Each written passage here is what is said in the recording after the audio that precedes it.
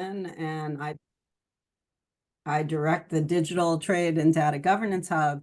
And today we wanted to focus on XR, a blanket of technologies that does not get, or shall we say a suite of technologies that does not get as much attention among policymakers as perhaps it should. So we have three speakers today. We have Miranda Lutz from the XR Association. We have Adam Zable from the Hub. And we have Patrick Grady from a consulting firm called Fourtold. Fourtold. And Thank also, you. I edit this online magazine called Metaverse EU, which is more relevant for this topic. And that teaches me almost everything I know. So I highly recommend that people check it out. And you could put in the chat and I'll send it to everyone. Okay, so this is the final Minderoo webinar. So we're very grateful to the Minderoo Foundation for helping us to organize these webinars. And we've had at least 10 this year on a wide range of topics. So welcome. And one thing that we really like to do is the first 20 to 30 minutes are questions and discussions among the panelists, and then we welcome your questions in the Q&A. So thank you so much for joining us and happy holidays. Okay, so we're going to begin with the first question, which is to Miranda. Can you give the title of the research and explain why XRA wanted to conduct this research? Yeah, thanks, Susan, and thanks for setting up this webinar. So earlier this year, XR Association, in conjunction with the Digital Trade and Data Governance Hub at George Washington University, published a white paper called Reality Check: Why the US Government Should Nurture XR Technology. And this research project actually originated more than a year ago, and the idea for it came, funnily enough, from a member of Congress named Yvette Clarke, who is very interested in this technology, but didn't fully understand where the US was in terms of the landscape of supporting XR technologies. And we had seen anecdotally that a lot of governments around the world, from China to the EU to South Korea, UK, even some not covered in the report, like Japan and UAE and Taiwan, are really taking a very focused and concerted approach towards immersive technologies and issuing things like strategies or allocating specific research and development dollars for immersive technologies. And we felt that that was lacking in the US, but didn't necessarily know if our anecdotal evidence stacked up. And so that's why we partnered with you, Susan, and you, Adam, and we're so grateful for both of you for leading the research on this, which was incredibly helpful and also challenging because this year, every month, a government was issuing a new report or strategy or regulation or something on XR. So it did make for an exciting research period when you constantly had to update the white paper. But really, we wanted to understand, where the U.S. stood vis-a-vis some of our key competitors and allies. And so the white paper examines, as I mentioned, the United States, China, South Korea, the EU, and the UK.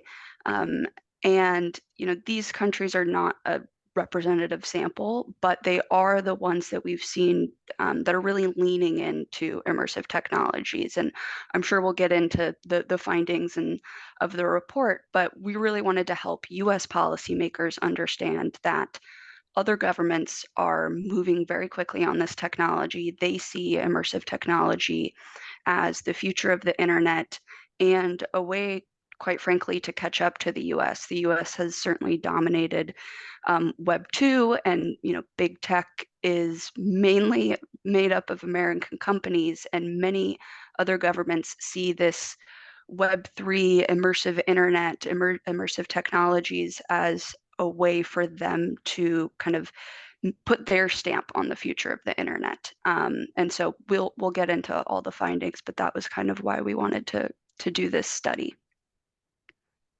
Thank you. Okay, Adam, Can you describe the public good benefits of XR? And, so we get a sense that it's not just a commercial technology, but it actually might benefit average people.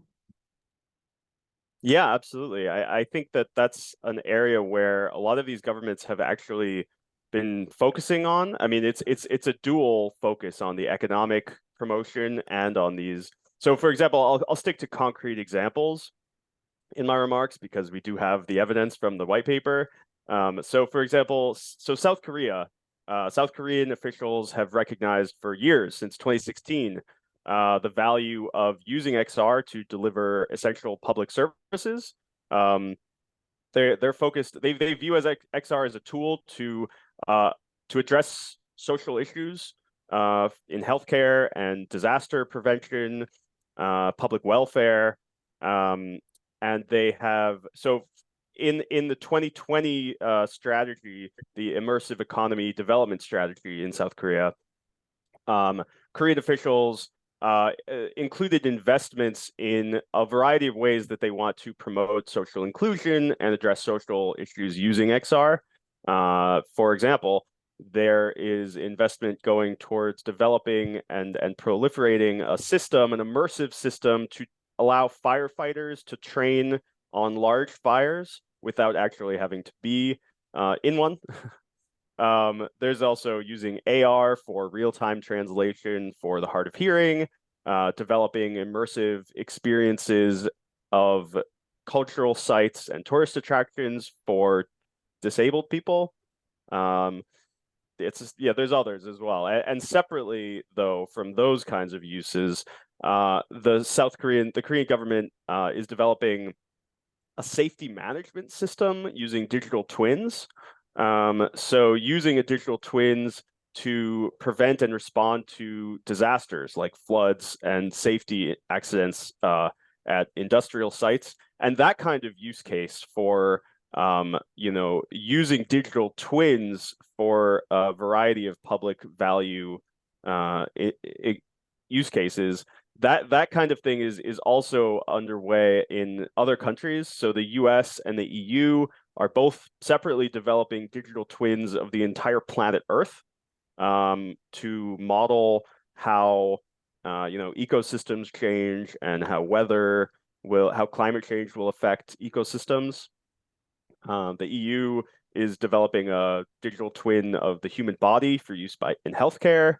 And the British government is developing an entire, the British government is developing a digital twin-based infrastructure system, which I can get more into if you want me to. Yeah, just briefly, if you can. So yeah, the British government is developing something that they're calling cyber physical infrastructure. They don't have a specific so that's a focus of some parts of the British government, and they define it as kind of an ecosystem of interconnected, networked systems, including digital twins, but also advanced robotics that span the digital and physical worlds and can be used across the economy to connect physical and digital infrastructure systems. So they want to use these infrastructures to improve efficiencies across the economy, to accelerate decarbonization, right? So once you integrate all these infrastructure systems, you can gain the biggest view possible that allows you to improve decision-making across the entire system, and gain access to powerful new capabilities like predictive maintenance and predictive infrastructure needs. Thank you. Okay, so does anyone want to add to that when thinking about the public good benefits of XR? Patrick, did you want to say anything? No, I think Adam was quite comprehensive. Okay, Miranda? I'll just add that in some ways, some of the economic benefits are connected to public good benefits. For instance, we met with some folks from BMW when we were in Brussels 2 weeks ago, and they were talking about how they're integrating XR technology into their processes in 3 main ways. One is the heads-up display that you might have on a vehicle windshield. Another is the design and prototyping of vehicles.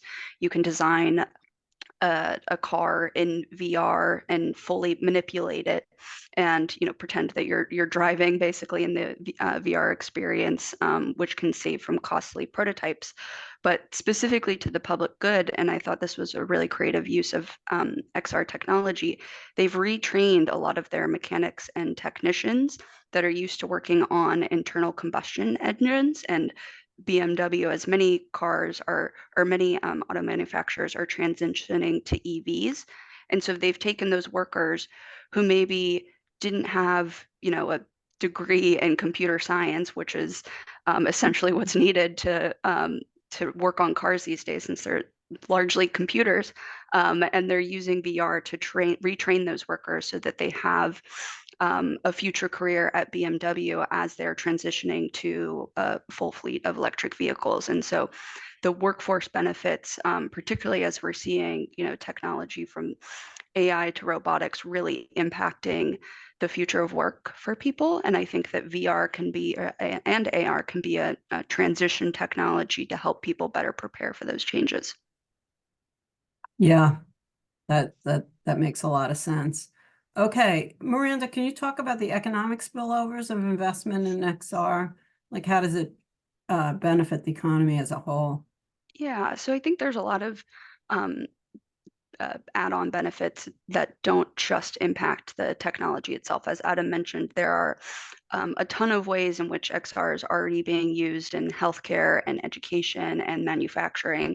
And, from a top level, investments in XR can help improve efficiency and accuracy and safety and result in cost savings across all of those industries. So that creates economic benefits. In the report, we cite a couple of estimations of the economic growth that could come from immersive technologies. So for instance, McKinsey forecasts that the Metaverse could be a $5 trillion industry by 2030. And I guess it's maybe worth doing a little side tangent on the Metaverse versus XR and immersive technologies. So XR is a umbrella term for technologies like virtual reality, augmented reality, and mixed reality, also called immersive technologies. The metaverse is this idea of a future internet that is more interconnected, immersive, persistent than the existing internet. So I would posit that the metaverse isn't quite here yet, but many XR companies are working towards that future. And so there's, I think, a lot of benefits for this type of, technology. I already mentioned the workforce benefit. Investing in XR will help workers retrain, upskill.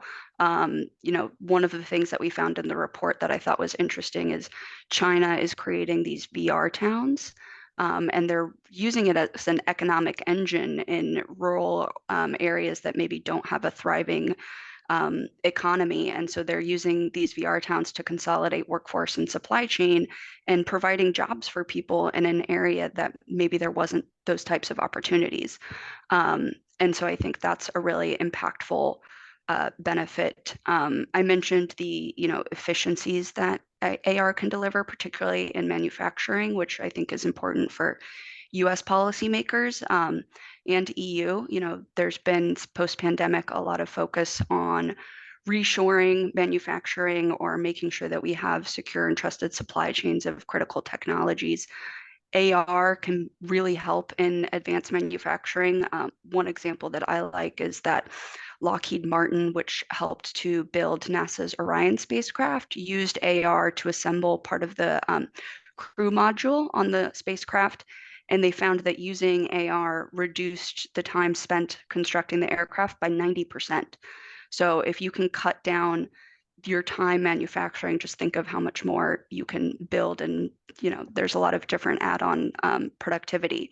And then, research and innovation can really spark investments in research and innovation can really spark the startup and entrepreneurial community. I know that this is something that the EU is particularly focused on, is supporting SMEs in the immersive space.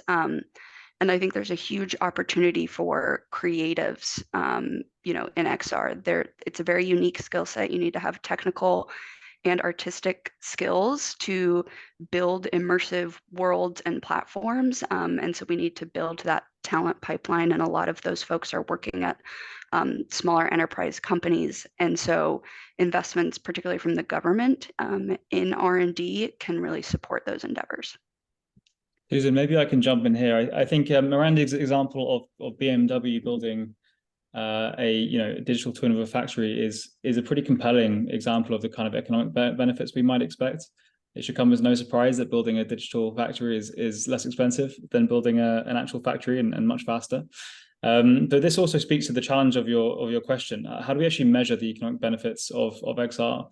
So many of these predictions for the metaverse are including things like digital assets, NFTs, cryptocurrency. We need to really find a better way of measuring specifically the benefits for XR, I think.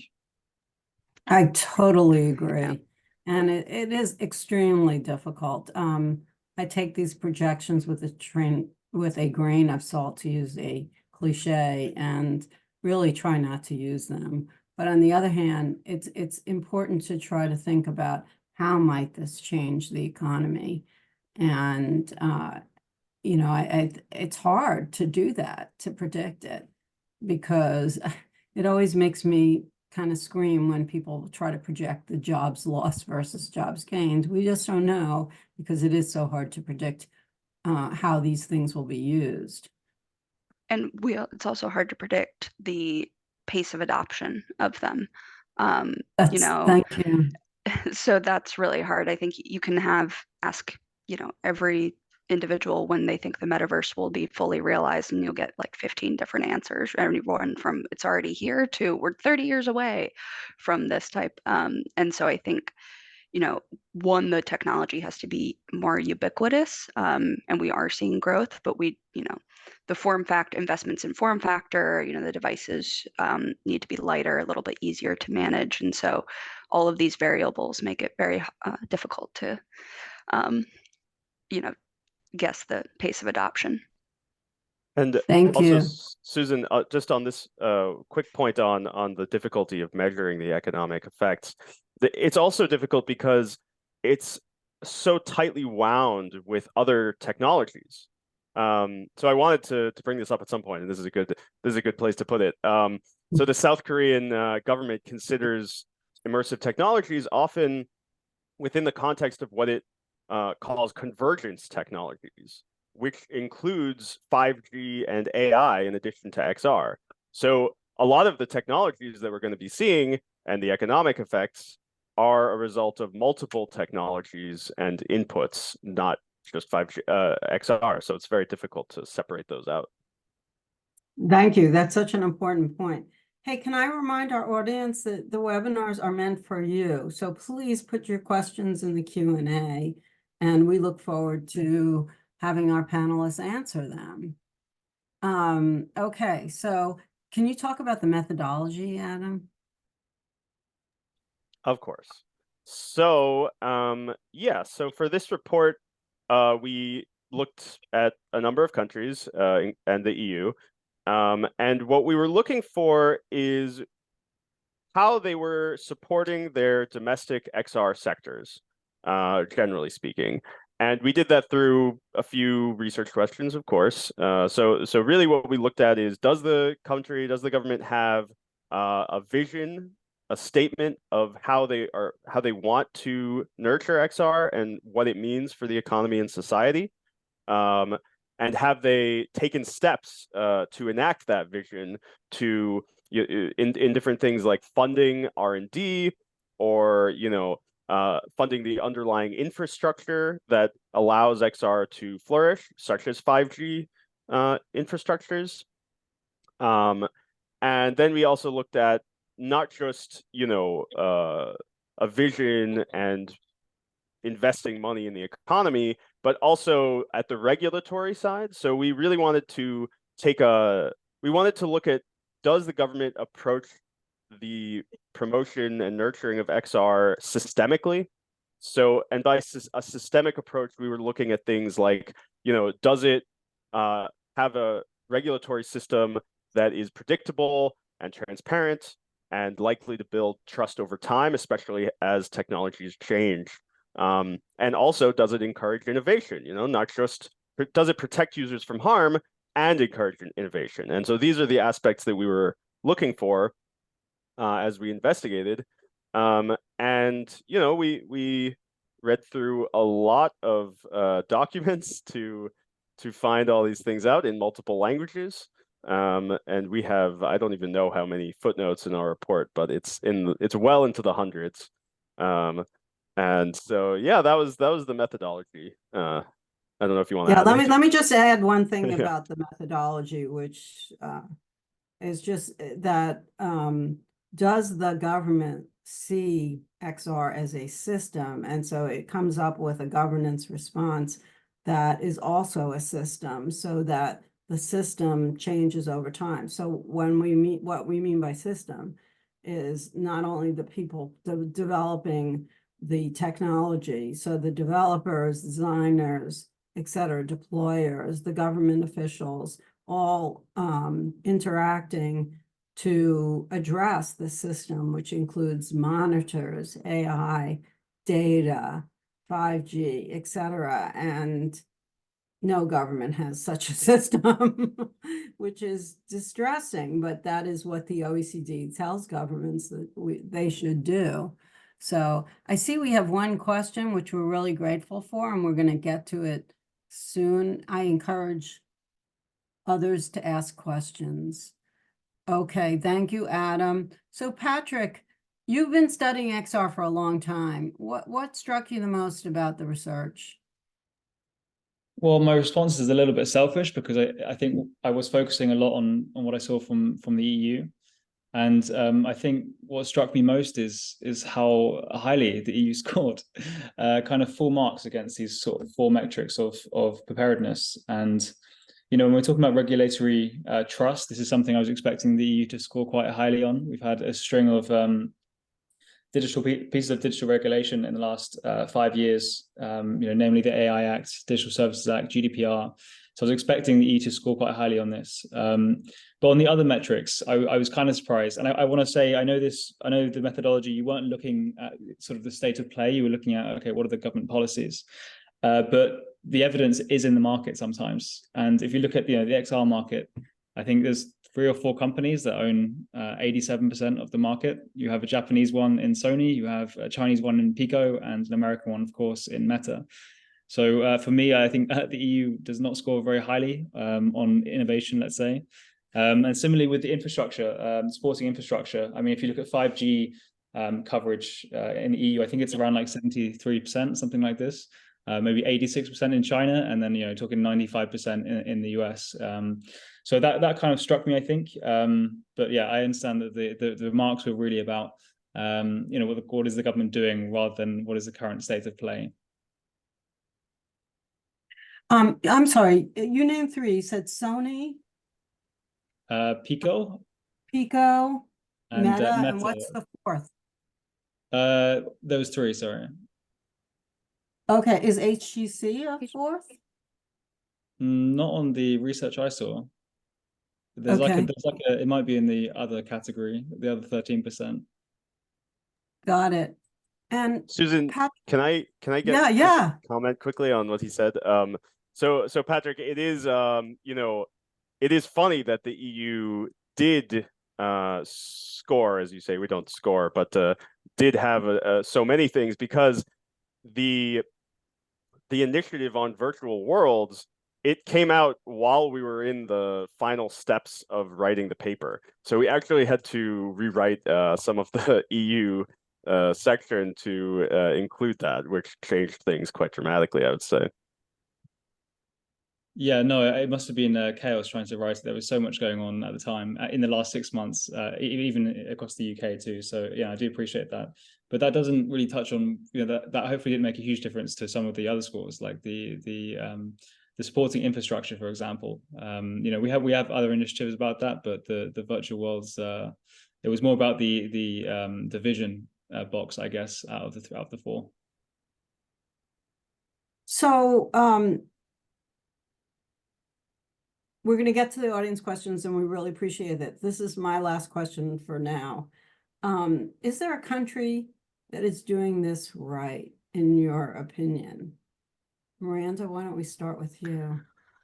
I think South Korea, of the countries that we've studied, South Korea really stands out in my mind, because they're thinking about the technology comprehensively. Adam mentioned they're, thinking about it as a convergence technology, which I think is really important, particularly as we'll see integration of AI and XR. I think it's important to think of these technologies as an ecosystem and not disparate. But they've done kind of all of the things that a government needs to do to nurture this technology. They've invested in research and innovation. They've provided regulatory certainty through sandbox and preemptive regulations, and have tried to streamline their approach to immersive technologies. They have a comprehensive data privacy law, which is incredibly important for XR technologies. They have a vision. They have ways for the industry to engage with government through metaverse councils, and to provide direct input for how the government governs this technology. And they've also issued, although it's not binding, ethical principles, because I think that's also a really important part of governance is, how do we as a society want to integrate this technology into XR, given that it does have some serious implications for, privacy and anonymity and digital identity and safety. So we should be thinking about the ethics of this as well, not just the research and development and fostering, economic growth. You really need to have kind of all of these aspects to, I think, be successful. And South Korea is doing that. And there's, big enthusiasm from the population, not just because everyone wants to see their favorite K-pop star in the metaverse, but maybe partially. So I think South Korea is really, a standout in my mind. And then, you can't ignore China. They have obviously a different government style and different economic incentives. So they can, encourage adoption, I think, in ways that other democratic governments and capitalist societies won't do, but they have also certainly made this a priority. Thank you. But I was going to say, I don't know if anyone disagrees. No, I like your cases. I also want to put forward another one, which is the UAE. I think almost 2 years ago now, they launched a governance initiative, and sort of similar to China, they're in a different economic situation than some other countries that you've looked at. But they're also pumping in just a lot of money into these initiatives. So a lot of flagship projects as well. And then if I'm going to pick an EU country, very recently, the Finnish announced a metaverse strategy. And there was two kind of interesting things about their approach. One is that they took a very sectoral approach. So they literally picked out 3 sectors, one being society, which included education, one being healthcare, and then the last one being industry. So rather than sort of trying to have this really horizontal approach, they've said, look, these are going to be our winners. They're going to lean on companies like Nokia. So this was a refreshing approach, I think. thank you. Adam, did you want to? Well, sure. I definitely would agree that South Korea seems to be it's very impressive and surprising, frankly, how much they're doing in this space. Really trying to tackle it from every angle. I mean, even when you're talking about the metaverse, they have a metaverse strategy. So they have an XR strategy and they have a metaverse strategy. And the metaverse strategy includes things like supporting independent metaverse content creators, right? So that's really interesting. The UK is also doing a lot similar in the kinds of things to South Korea, but yeah, it's also mentioning trying to take a flexible approach to regulation, to encourage innovation, and to allow it to meet the challenges of advancing technologies. And I'll also just, I mean, China. So China and South Korea have been really focusing on XR since about 2016, right, at the government level, promoting the technologies, trying to encourage the domestic sectors. And I'll just highlight one more thing about China's approach, which is quite interesting, in my opinion, at least. There's this concept of what is called in the English translation, new infrastructure. And I think that is a very interesting approach. It's taking a very broad approach to investing in the underlying infrastructure that enables digital society. And it's often at the very local or provincial level that the investments are happening, but it includes critical components like 5G networks, and also things like Internet of Things data centers, even high-speed rail and R&D institutes. So a very, very broad conception of infrastructure, but one that will allow it, or could allow it, to really take advantage of the capabilities of XR if adopted widely enough. Thank you. Okay, we're going to turn to our audience questions. We're grateful for them. Let's start with Chris's question. You said adoption is something you can't predict, but it has been increasing, adoption of XR. Do you have any examples of increased adoption? So I guess Chris is asking examples in various sectors. Miranda, do you want to start? Yeah, so I think you've actually highlighted one of the gaps that we have on XR technologies. There's very little data that's, gone back to the integration of this technology into, healthcare and manufacturing. And so companies, I think, and other research bodies are now starting to track this, but we don't have a lot of empirical data. I think one way to look at it is comparing adoption of other technologies, so like the smartphone, and kind of looking at how that hype cycle impacted adoption. And in fact, the analysis group, I'll note with funding by Meta, conducted this research report and published it last year to try and basically map out what the pace of adoption could be for XR technologies if it were to take a similar pathway as smartphones. I think there's a lot of anecdotal evidence for increases of use of XR, particularly in the healthcare and educational space, but I don't have any actual numbers on that. So if someone does, please share them with me. I also am partly going to rely on anecdotes, but we do have numbers for the most obvious one, which is gaming, of course. There's now millions of headsets sold, and mostly used for gaming. The two sort of anecdotal examples I want to share is what I would call the very casual use of augmented reality in cultural scenarios. So you go to museums now, at least in Europe, and you see there's always these devices, and you can look for more information through a QR code or some tiny immersive experience with devices that either the guests will have or that the museums are handing out. So I'm seeing this a lot more often. And the other one is retail. I mean, even years ago, they had these glasses, in fact. I bought them on a website, and you could first try them on using augmented reality. And I think the whole sort of try-on sector is flourishing, I think. But again, I haven't seen any sort of adoption metrics.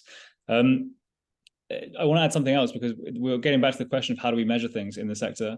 One of the other cool things that I saw at the Finnish strategy, and this will have to feature in your next report, I hope, because it also came out afterwards, is that they're trying to build a Metaverse maturity index. And one of the things they will have in that index is uptake and adoption across those three sectors they're choosing. So I think that's a cool idea that a lot of other governments can learn from.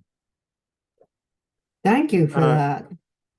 And I'll say on one example that I thought was really interesting out of China, based on everything I've read, and I could be wrong about this, but it's my impression right now that it is actually quite common in China to have VR arcade. There are actually quite a lot of them, and VR arcades have been popular for a number of years now, and they were not included in the government's crackdown on video gaming. So it's my impression that they're flourishing right now, and that is allowing the broader populace to have, you know, firsthand experience with XR. And yeah, you could call that adoption as well. Yeah, I'll just, for those of you that are in the DMV area, a VR arcade will be opening in Tyson's Corner quite soon, I believe. So those in Washington, D.C. can check it out. Can I add one that I think about a lot because it's going to change the practice of history? And that is, so as you know, we are watching two wars, maybe three, spill out in our lifetime. And Steven Spielberg has announced that he's going to do holographs, basically, as he has done for various Holocaust museums with survivors. And these, he's going to do it with people at the kibbutz. I hope he will also try to do some Palestinian refugees. But just to give a sense of history from people who lived it, using holographic technology, I think is really incredible because I think it humanizes history in ways that people have not understood and thought about. And it becomes history from the bottom up in a sense. I wonder though if it will be believed, because maybe by putting technology in there turns people off. I don't know, but food to thought. Okay, so this is a very fair question. So David asks, how many of you on this panel own an AR XR device? So put your hands up if you do. I will say you all actually do own an AR device because you have a phone. Yes. And a computer. And a computer, yes. So XR is not just a headset or the Snap glasses. There are other ways to be immersed. I really like but David's question. David, I mean, sorry, go ahead, Susan. Well, David is asking it for a reason. He wants to know how many government policymakers that you know of have ever used this technology. How much do you think this empiricism is important for informing sound policies? So, Patrick? Well, firstly, yeah, I think it's a really good question, David. I don't own a headset, if that's kind of what you're getting at with the question. I'd be happy to receive an early Christmas present if that's still an option too. But I think like many people in the space, we're constantly trying them at kind of conferences and other events. And it's really the role of companies right now to put these headsets in policymakers' hands. That's kind of their number one goal, and you see that happening quite a lot. The second part of your question is very interesting. Do they have to be familiar to make policies on these issues? I think we learned very painfully when we were trying to regulate social media how little experience policymakers had of the products they were regulating. So, yeah, I think exposure is super important. Anyone else want to answer that?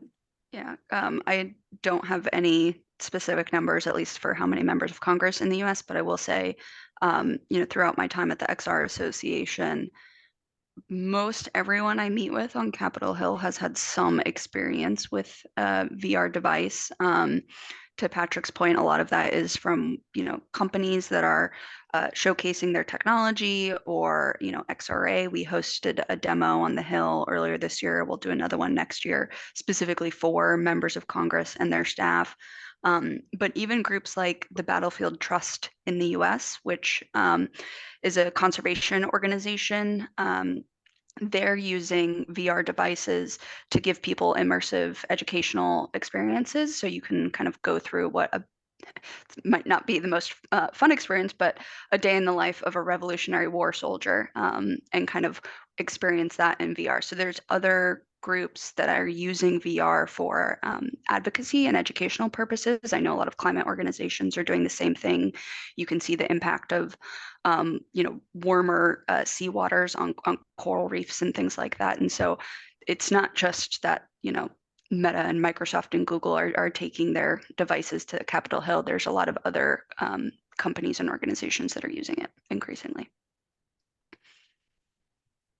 Thank you. Excellent question. I do agree it's essential that policymakers experience the technology before regulating it.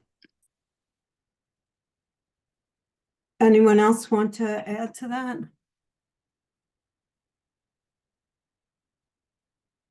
One thing that I learned is a while ago, we did a conference on how XR would change international affairs.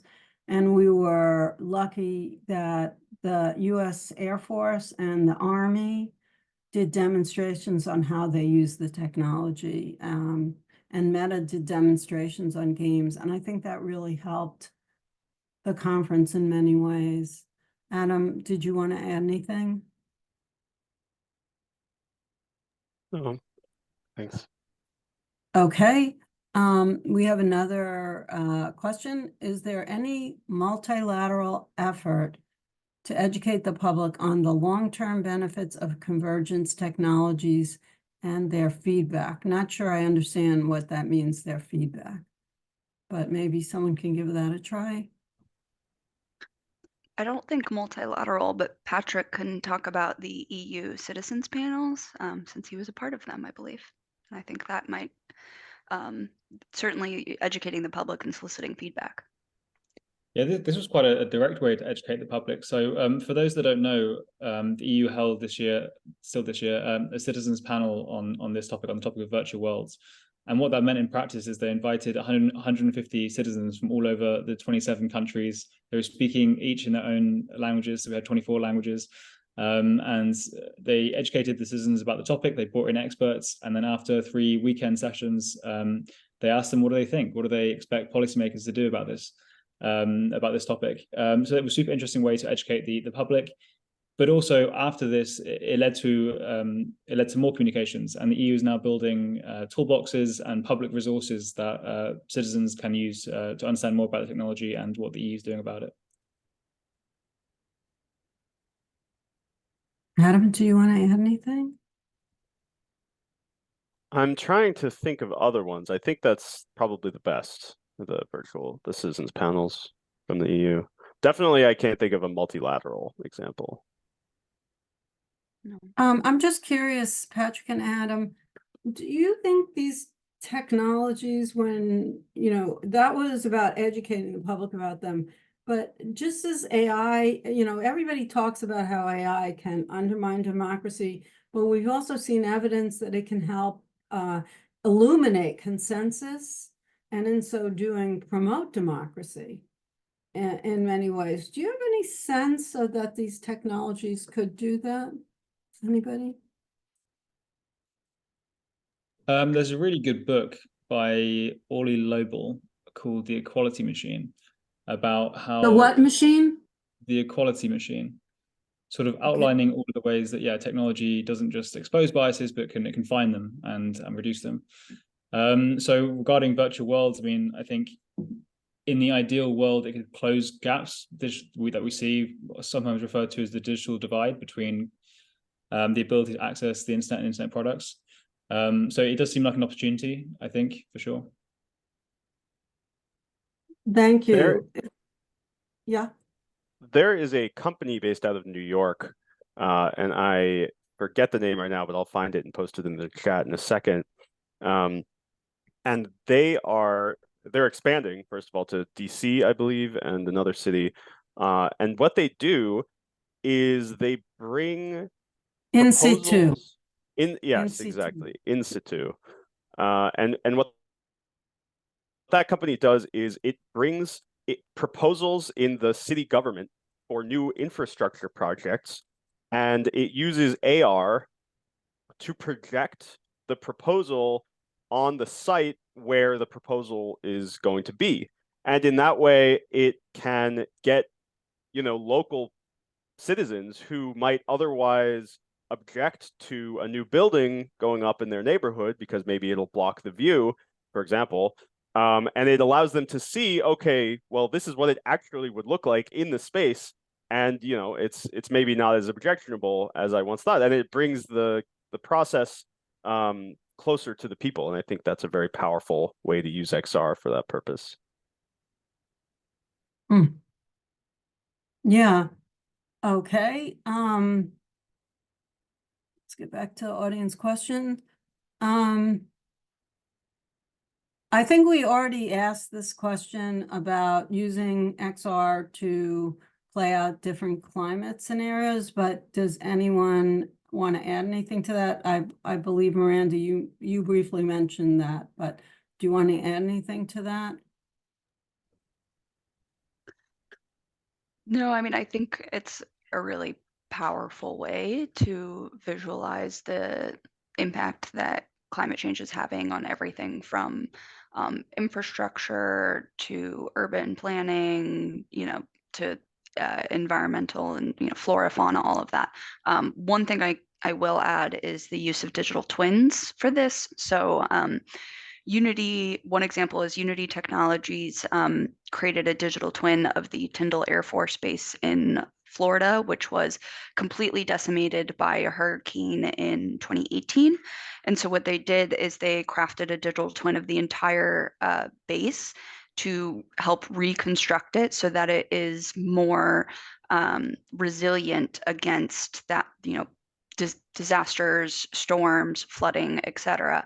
And so they use that digital twin not only to construct the base, but that's also, continues to be active so that they can identify any areas of the base that might need repairs or updating.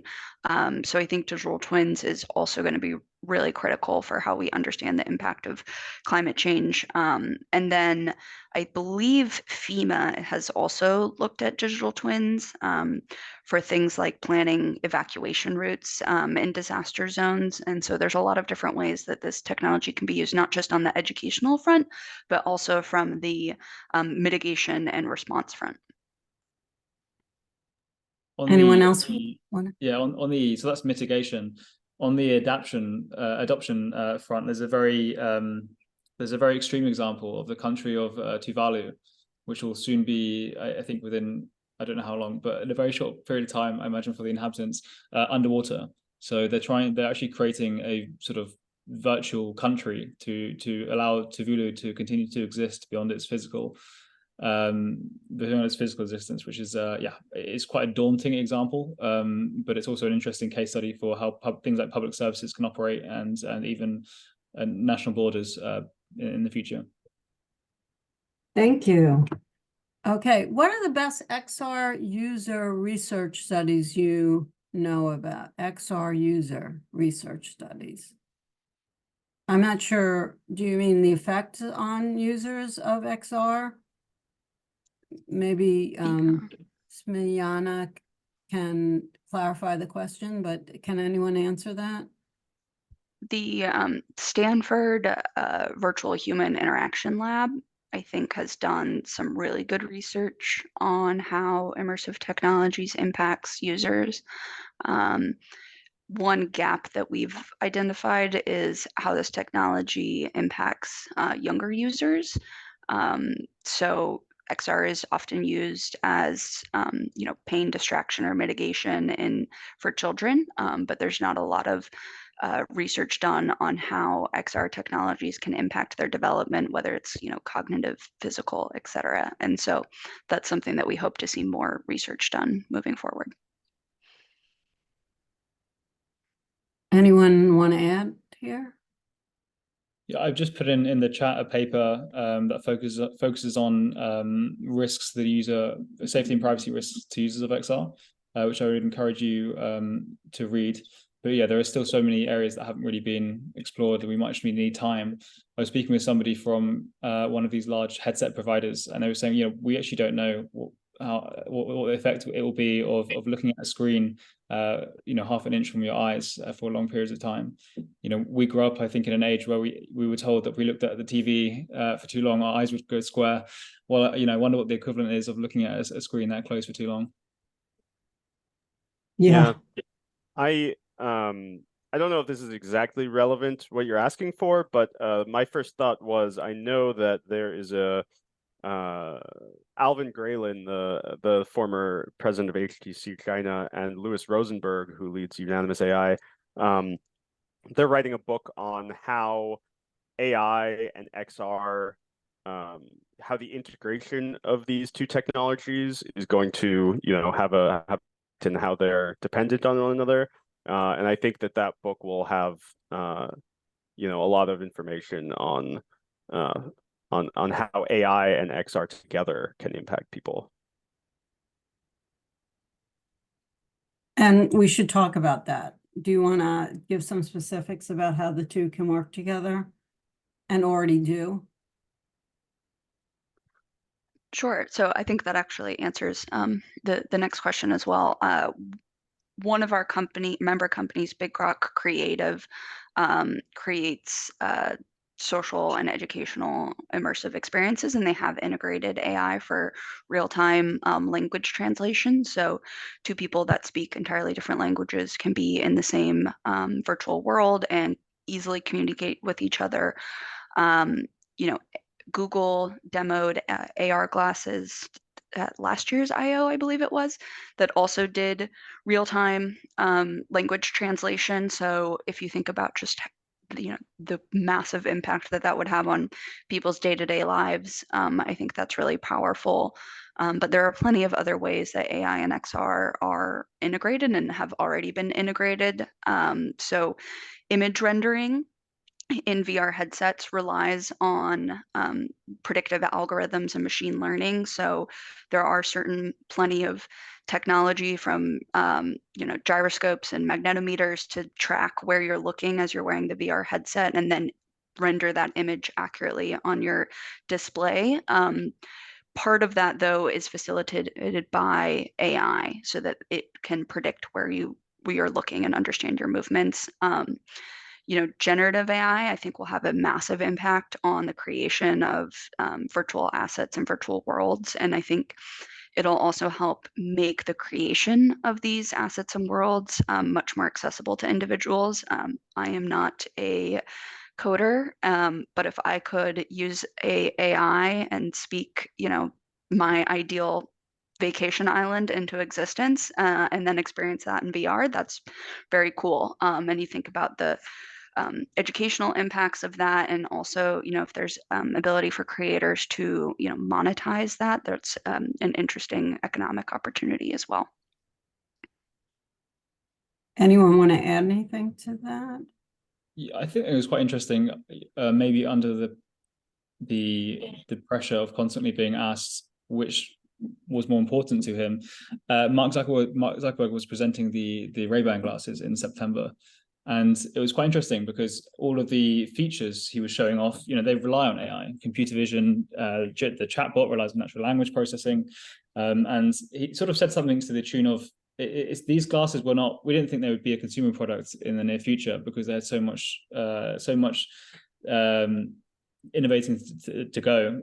But it's actually because of the advances in AI on the meta side that enabled these glasses to actually start to look more and more like the kind of final product that we've been looking for. So yeah, I don't think these two technologies are competing. I think that clearly XR technology is benefiting from the advances in AI. Any other comments? If you go, oh, sorry. Sorry, no, I was going to say one future or two future use cases of the convergence of these technologies I think is really exciting. One is healthcare. So if you combine VR or AR devices and AI to assist in diagnoses or health monitoring, I think that will be really impactful for more tailored and accurate delivery of therapies. And also education as well. You could have your own personal AI-driven tutor, and I think that's really powerful. And one book that I think talks about the convergence of these two technologies really eloquently is AI 2041. So it's written by both a science fiction writer and a computer scientist, and so it's very accessible. It walks you through kind of a fictionalized version of how these technologies will combine in the year 2041, and then also has the technological and scientific explanation of that. So encourage folks that are interested in these two technologies to read that. Thank you. One of our participants has suggested that if people want to think more about how to regulate these technologies, there is a model law governing virtual worlds at a site called How to Regulate. And so if you plug in How to Regulate as a question mark, you can find that site. Okay, any final questions? It looks like we don't have any more. I think there was one that we might have skipped earlier up on interoperability and how policymakers can contribute to fostering interoperability, Sure, thank you. which is a really important question and something that I think the EU government is really focused on. And so I'll turn it over to Patrick, but we think that this is really an opportunity for industry to engage with policymakers on this. A lot of the technical standards that will underpin interoperability and data portability should have input from industry. And I think there's a lot of multilateral fora that are already starting to look at this, like the Metaverse Standards Forum, ITU, but would really encourage US and EU policymakers to use forums like the Trade and Technology Council to raise this issue as well, because it'll be crucial. But Yeah, no, Patrick. this is something that comes up in almost every piece of digital legislation now, this word interoperability. I think two things. Firstly, it's very important what we mean by that. Do we mean sort of that file types have to be compatible? Do we mean there'll be technical standards, legal interoperability? Do we mean governance has to work together? I think there's two approaches, really. There's one kind of approach which it was typical to the founding of the internet, which is kind of open standards and getting together with civil society, companies, and governments and working out open standards. But there's also a more hard approach, which is something that the EU could go down. Every device in every consumer device in the EU, so laptops, computers, iPads, phones, will have to be using this cable, this little port. You can't see it with the blur. Terrible example. The point is, this was a super hard interoperability mandate, and it'll be interesting to see if that's also the approach that the EU takes to XR devices. Anyone want to add anything? Okay. Thank you, Patrick, Adam, Miranda, for your talks today and your comments. And thank you so much to our audience for staying with us. And we look forward to seeing you next year. Susan, maybe I could just have a closing thought, because I haven't had the chance to say it yet. But yeah, I've read more white papers than I would like to admit.